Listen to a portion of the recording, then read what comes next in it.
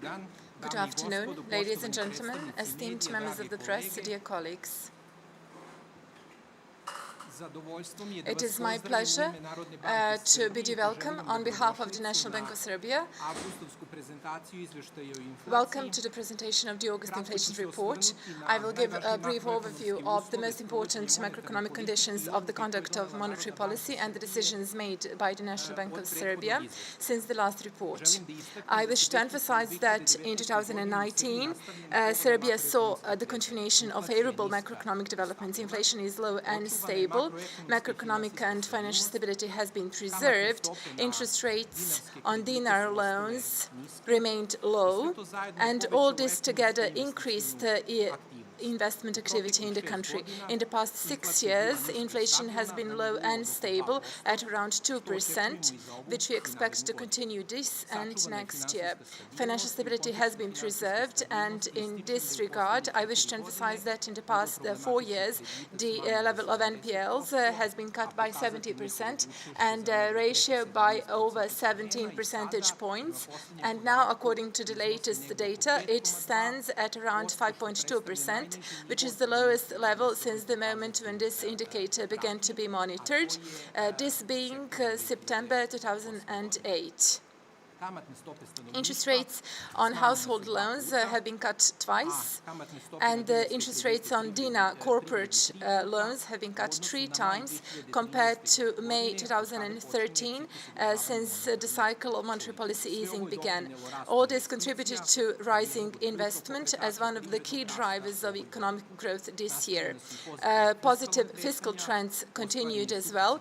We have seen a surplus of 0.7% of GDP this year, in this first half of the year, which is the indicator of successful fiscal consolidation and full coordination of monetary and fiscal policies. All these results have been achieved amid unfavorable factors emanating from the international environment, these being the deceleration of global economic growth amid the announcements of additional protectionist measures and heightened geopolitical tensions, owing to the narrowing in internal and external imbalances and improved prospects, macroeconomic prospects going forward. We can say that this is the confirmation of the strengthening of our economy and its stronger resilience to the adverse effects from the international environment.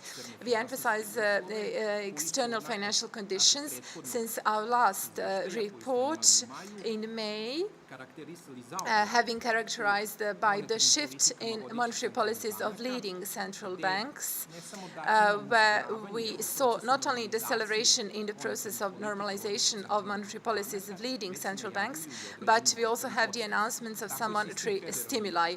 The Fed, for the first time after 2008, cut its rate, and the ECB announced that it would keep low interest rates until mid-2020, or it may even lower these rates further. All this can be considered as the maintenance of favorable financial conditions in the external market, which can positively reflect on the capital inflow to emerging economies. By analyzing macroeconomic indicators in our country and taking into account the monetary policy accommodation by leading central banks, the National Bank of Serbia assessed that there is room for the lowering of its key policy rate, and in July and August it cut the rate by 0.20 percentage points each, which equals around 25 basis points, and right now the key policy rate is 2.5%, which is its lowest level in the inflation targeting regime. Amid lower inflationary pressures, all this gives additional support to economic growth and and growth in employment on sustainable grounds. In the coming period, monetary policy decisions will be made in consideration of the effects of past monetary policy easing on the future inflation profile, and we will also take into account the effects of other domestic and external factors. Given that the key risks to the projection are still mostly associated with the international environment, the National Bank of Serbia will keep a close eye on developments in the international commodity and financial markets and assess their impact on economic movements in Serbia. Monetary policy of our central bank will continue to be predictable and consistent in delivering low and stable inflation in the medium run. This will at the same time help maintain macroeconomic and financial stability and contribute to sustainable economic growth. Owing to this, there is a constant rise in the number of domestic and foreign investors in our country who have recognized the stability and prospects of our country. Current economic developments and the results achieved so far are a good basis for the continuation of vibrant economic growth, as confirmed by our latest projections, and the analysis of the key macroeconomic developments and the details will be presented by our colleagues from the Department for Economic Research and Statistics, and I now pass the floor to the General Manager of this department, Mr. Savo Jakovljević. Thank you.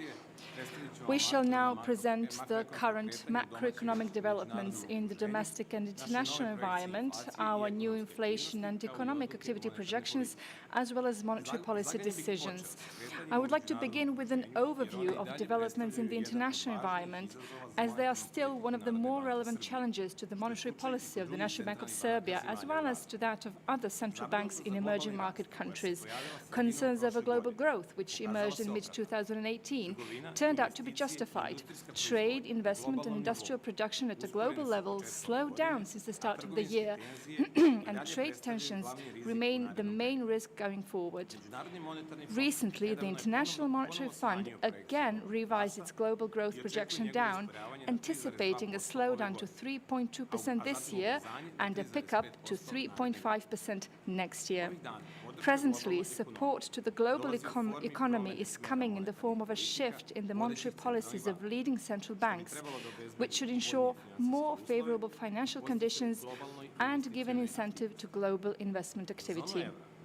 For the euro area, our key trade partner, we expect a slower growth dynamics for the remainder of the year, while the positive impact of domestic macroeconomic fundamentals will prevail in the medium term, supported by the ECB's announced monetary stimulus. As for countries in our region, which are also our important trade partners, expectations are more favorable than 3 months ago, owing to domestic demand, though their growth in this and the following year is estimated to be lower than in 2018. Against the backdrop of global slowdown and low inflation, the expected trajectories of leading central banks' policy rates have been revised down. The Federal Reserve System trimmed its policy rate at end July, offering no clear explanations as to whether this is a one-off adjustment or whether the rate will be trimmed further. The European Central Bank announced an unchanged or even lower level of its key interest rates at least through mid-2020, with a new program of longer-term financing as of September. This should have a positive effect on conditions in the international financial market and capital flows towards emerging countries. Even so, it remains to be seen to which degree such moves of leading central banks will deviate from market expectations, which requires caution because of the possible impact on global capital flows. Uncertainty with regard to the future developments in the international environment is also associated with the global prices of primary commodities. There is uncertainty regarding the global oil price, which reached $74 per barrel in May and then declined to around $60 per barrel amid dampened global demand and stepped-up production in the USA. According to futures, no major changes in the global oil price are expected until the end of the year or in the 2 years beyond. As suggested by futures, no significant changes in the prices of primary agricultural commodities in the world market are expected either. In contrast to uncertainties in the international environment, the domestic macroeconomic conditions of monetary policy conduct remain favorable. The trend of good fiscal results was maintained in the first half of the year, with a fiscal surplus of 0.7% of GDP. The favorable fiscal developments are underpinned by the rising economic activity and profitability of corporates, as well as positive labor market developments. The significant increase in government capital expenditures and higher public sector wages and pensions represent sources of financing investment and consumption, though not to the extent that would cause major inflationary pressures and disrupt the downward trajectory of the share of public debt in GDP, which declined to 51.4% at end June. At the same time, the currency and refinancing risks were lowered, given that the dinar share of public debt increased to 27% and the dollar share declined to 22%, owing to the early repayment of a portion of the debt on account of the Eurobond maturing within the next 2 years. The share of external debt in GDP is also declining. Coupled with the FDI inflow, which is among the highest in the region, this contributes to the sustainability of the country's external position. With a 9% share in GDP in the first 6 months of the year, FDI continues to fully cover the current account deficit, which remains under the impact of rising investment and weaker external demand. Despite the slowdown in external demand, export growth stayed relatively high thanks to new production capacities as well as the sale of agricultural inventories from the previous season. The import of goods rose slightly faster than export, and as in the prior period, it was dictated by the higher input of raw materials and equipment. In conditions of higher consumer demand, we also recorded a rise in the import of consumer goods. At the annual level, we estimate that the share of the current account deficit in GDP will be similar to last year's, while in the medium term it is expected to decline further, considering the investments that were channeled to tradable sectors. In the coming years, the current deficit is expected to remain more than fully covered by the FDI as well. The improved internal and external position of the country, along with sustainable economic growth, provides the basis for further improvements in our country's outlook. This is confirmed by a number of indicators, notably investors' readiness to make long-term investments in Serbia at yield rates that are constantly declining. Also, Serbia's risk premium is among the lowest in the region. In July, it fell below 60 basis points, its lowest level on record. Appreciation pressures, which remained dominant in the past period as well, intensified as of June, and the National Bank of Serbia intervened in order to mitigate excessive short-term volatility of the dinar to the euro.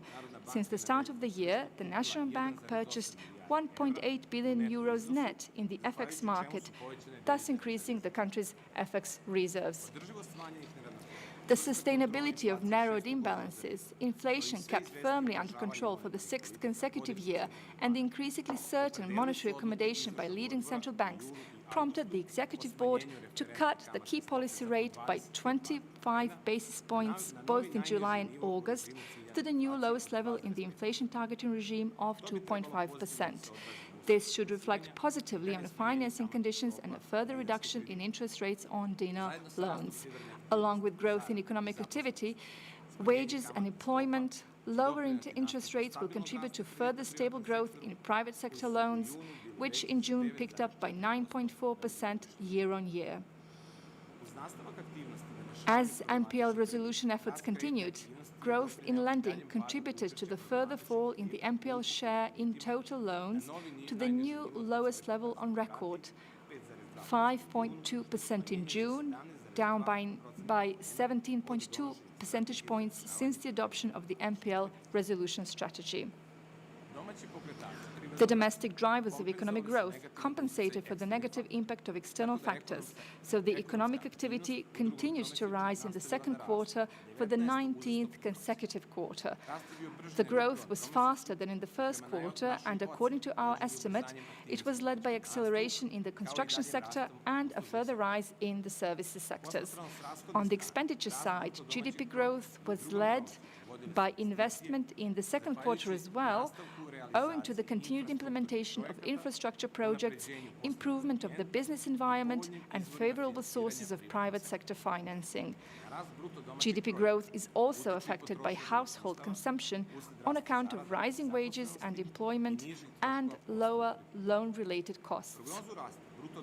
We kept the GDP growth forecast for 2019 at 3.5%, and as in the previous projection, we expect it to be led by domestic demand, whose positive contribution is greater owing to faster growth in investment and final consumption since the start of the year.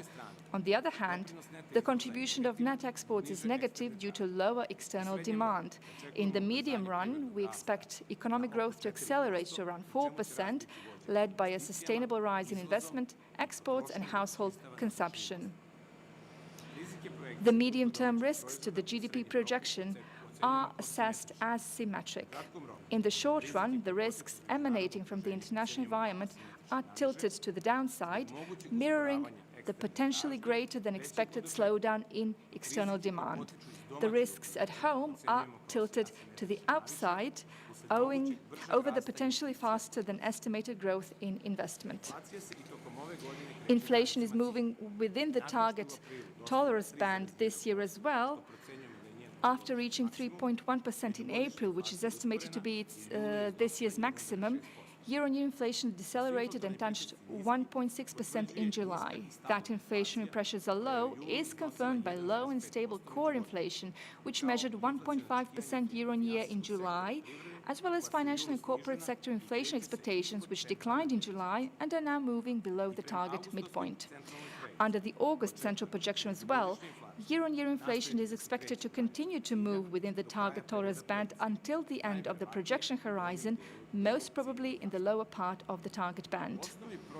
Projected low and stable inflation is supported by low cost-push pressures and sustainable growth in aggregate demand.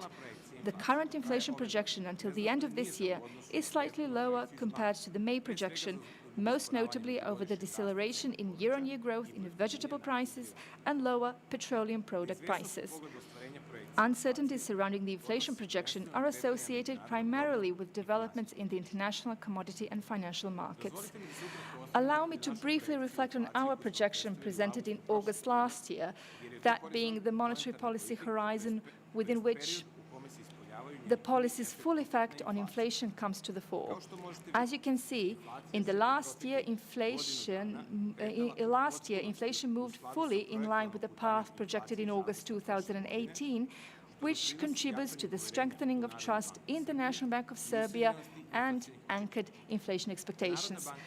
That the National Bank of Serbia efficiently controls inflation and that inflation will remain low and stable in the coming period is also confirmed by the assessments and projections of relevant international institutions. The confidence in monetary policy, both at home and abroad, enhances its efficiency and strengthens the resilience of our economy to potential adverse effects of developments in the international environment. At the end of my presentation, I would like to emphasize once again that the August inflation report contains 4 text boxes on topical issues. The first text box elaborates on Serbia's economic prospects in terms of the foreign capital inflow. The second text box analyzes Serbia's increasingly better position in the global services market. And this text box will be presented to you by Milan Trajković later on. The third text box focuses on total factor productivity and its contribution to Serbia's GDP growth, and we will briefly touch on this text box as well later. And the fourth text box looks into changes to the global growth outlook and possible effects on Serbia. Thank you for your attention, and I give the floor to Milan Trajković. Thank you. I will now present one of the text boxes which we consider important. It concerns Serbia's position in the global services market. We elaborated on this topic because the services exports is a category of total exports that are becoming more important in the world and are playing an important role in growth in general. Global services exports have been rising at a very high rate at the global level and in Serbia as well, at a rate of 13%. In Serbia, it is 10.7% when it comes to goods, and when it comes to services, this rate is 11.7%. So in this way, Serbia increased significantly the exports of services from 3 billion to 6 billion euros. This year, services exports have been rising at 16.7%, and this year they will reach 7 billion euros. Chart 19 shows the services exported by Serbia. As you can see, business services make up the bulk, followed by information and communication services, then tourism and transport, and the export of each this sector amounts to over 1 billion euros. When it comes to communications and information services, their exports last year reached 1,135 million euros, and in the first half of this year they're rising at a rate of even 30%. Given this, exports of ICT services will reach at least 1.4 billion euros. And the following slide shows the position of Serbia when it comes to the exports of services compared to the region. The whole region witnesses a rise and at relatively high rates in almost all countries. Until 2015, the pace of growth of services exports of Serbia was similar to that in the region, but since 2016, our exports have started rising at high rates compared to the region. As a result, Serbia's position in the international market is improving, and the share of services in GDP has risen from 10% in 2012 to 15% this year. When it comes to the countries in the region, only Poland and Romania have a similar rate of the services exports, and the ICT exports are dominant as well. And to reiterate, we expect the services exports to continue to rise, both this and in the following years, and to be one of the drivers of export and of GDP as well. Thank you, Milan. Mira?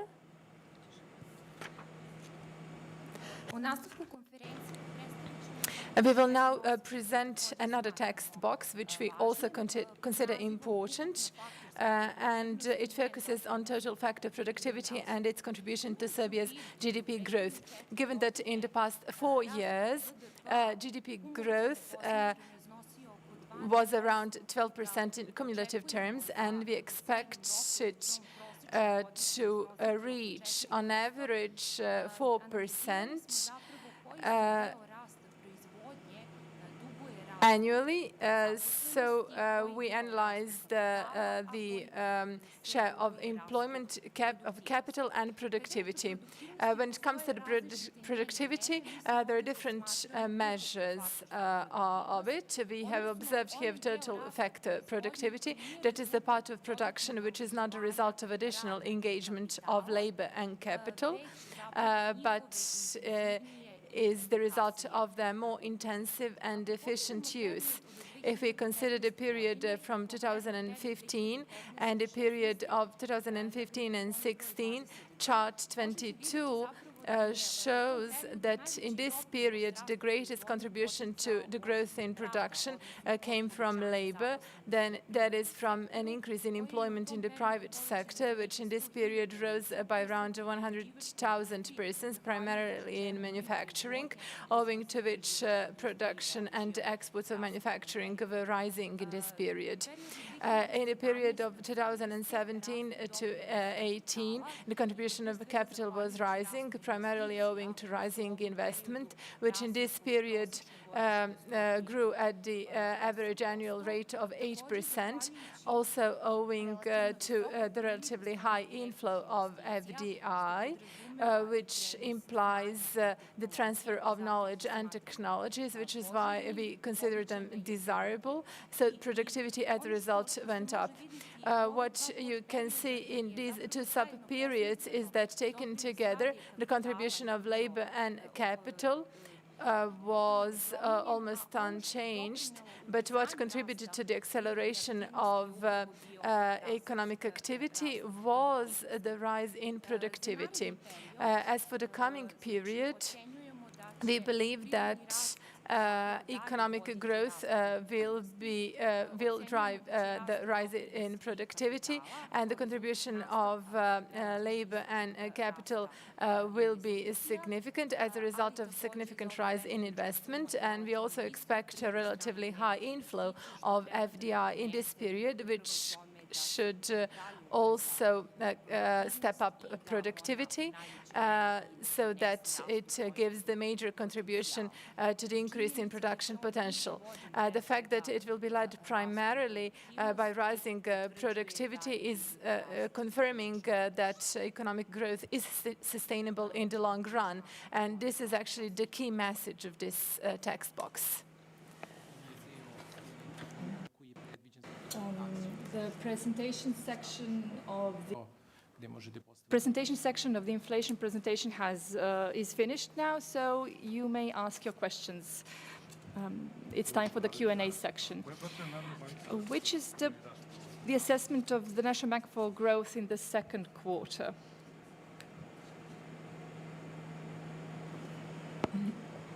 Thank you for your question. According to our assessment, GDP in the second quarter was 3.1% and was driven primarily by the rise in the services sector, amounting to 4%, and construction growth by around 20%. What's typical for the second quarter is that we had slightly weaker trends in industrial production, which were under the impact of several factors.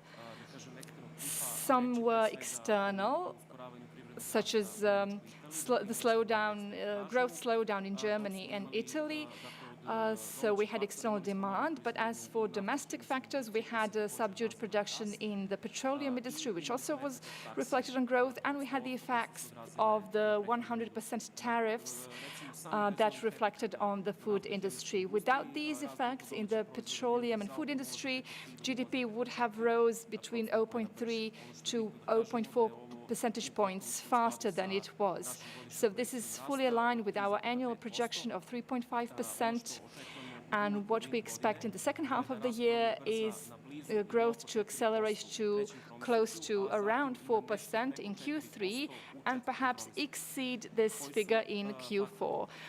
As for the factors, we have completed the overhaul in the petroleum industry, so there should be no further effects stemming from this element in the coming period. We will have several important investments in the car industry later on, and a number of smaller investments in other areas. Increased construction works in infrastructure and household construction could be accelerated in the second quarter, and the fact that we have faster growth in private sector services is also very important. Savic from Bloomberg agency for Vice Governor Jovic. You said that future monetary policy moves will be made based on the effects of past monetary policy easing. What is your opinion as to how much time is needed to take an overview of these effects before you make another decision? When making this decision, we took into account the effects of past monetary policy easing from our session in July, and we will continue to do so until in further meetings of the Executive Board in September and onward, of course. I would like to ask Nikola Dragašević to illustrate the effect of previous rate cuts or monetary policy easing. Thank you.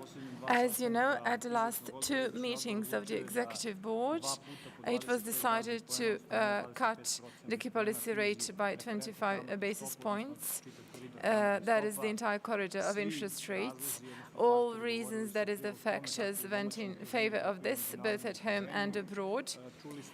You heard what was the inflation movement in the past period. Inflation touched its highest level this year in April of 3.1%, and then it went down, first in June 1.5%, and then in July 1.6%, so that inflationary pressures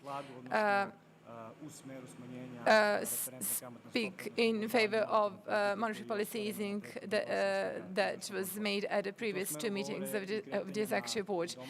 This was also signaled by developments in the domestic interbank market, where BEONIA and the rate on one-week transactions between banks touched the theoretical floor, that is the rate on deposit facilities, which equaled before the cut 1.5%. So all these measures and the announcements of monetary policy accommodation by leading central banks spoke in favor of the monetary policy accommodation of our central bank.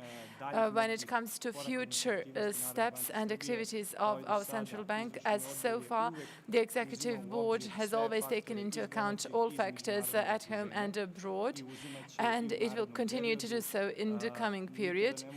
You can never say with certainty how much time it takes to assess the effects, because market developments in the international environment are rather uncertain. Today we can say that a tweet or a statement of a leader of a central bank or of a leading country shakes the markets, and this is also taken into account, and the Executive Board will assess all information, and based on that it will make future decisions.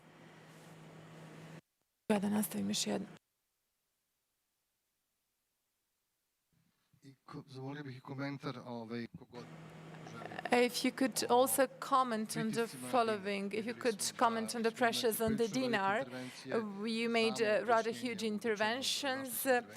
We know why you intervened.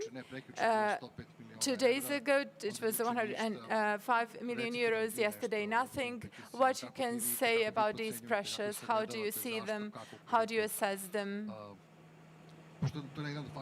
Because this is one of the factors in your monetary policy decisions. Of course, it's one of the factors that speaks in favor of monetary policy easing in the past period. We also took into account structural appreciation pressures that are prevalent in our market in the last 2.5 years, since April 2017. Since then, until today, the National Bank of Serbia has bought over 4.4 billion euros net by easing excessive strengthening of the dinar, and in this way it has shown that it will not allow a short-term excessive volatility. You said that there are customary explanations. These explanations talk about true arguments. Looking at all factors contributing to appreciation pressures and leading to the situation when the central bank intervened by buying foreign currency in the amount of 1.8 billion euros, that is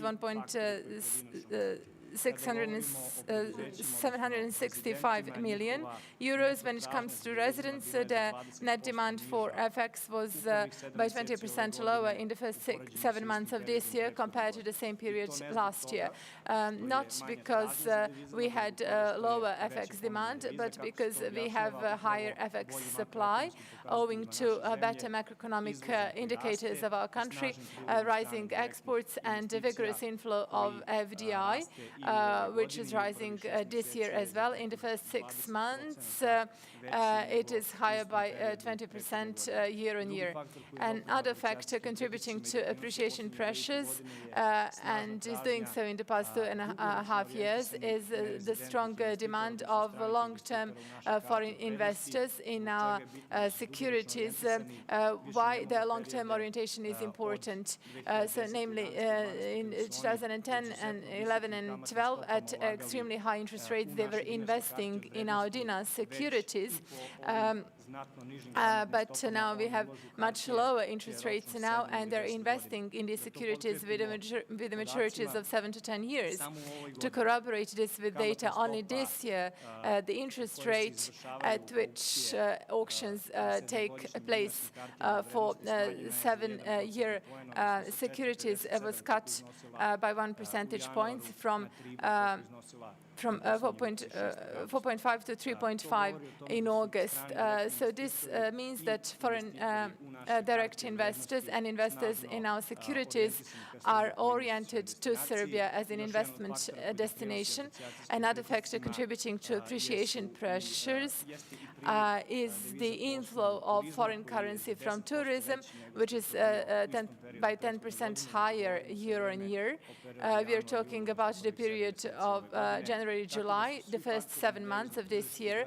All factors in the FX market have cumulatively contributed to a higher FX supply. That is stronger pressure by 11%, and we have stronger interventions of our central bank by 13% year on year.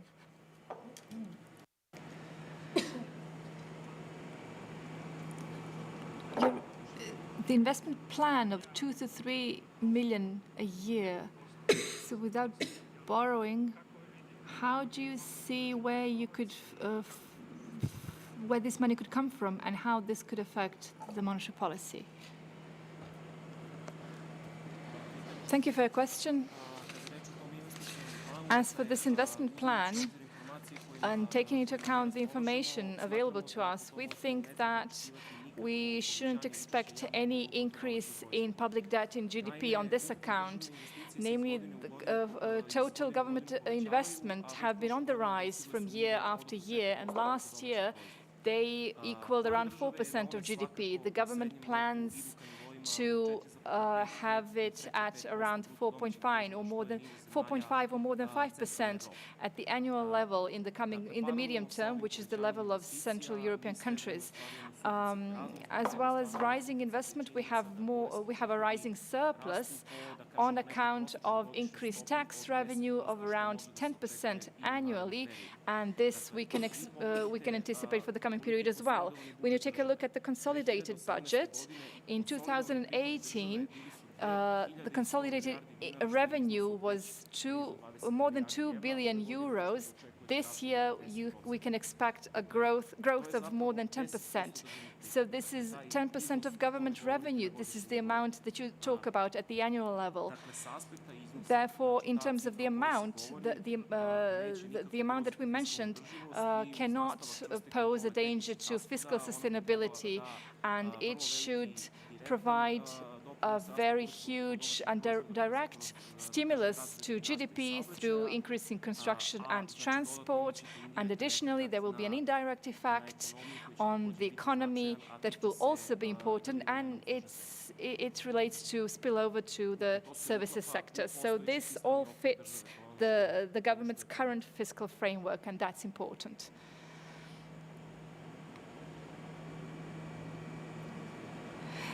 You mentioned investment, so I would like to talk about the FDI for the project that you mentioned.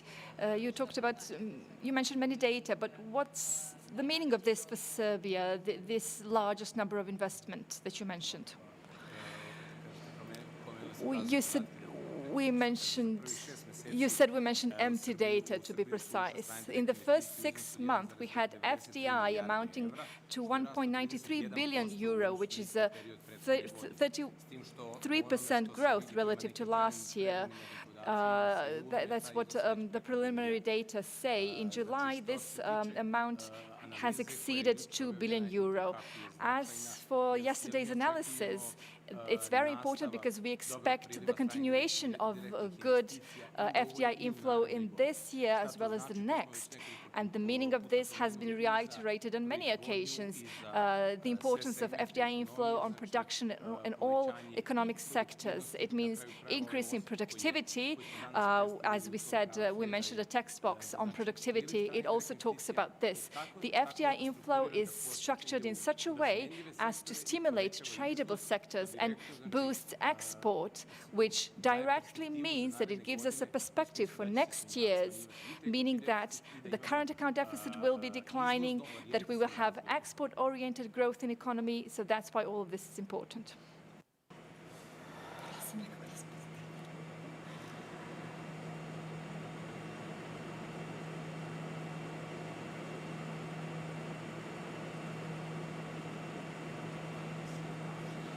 If you don't have any further questions, thank you for your attention.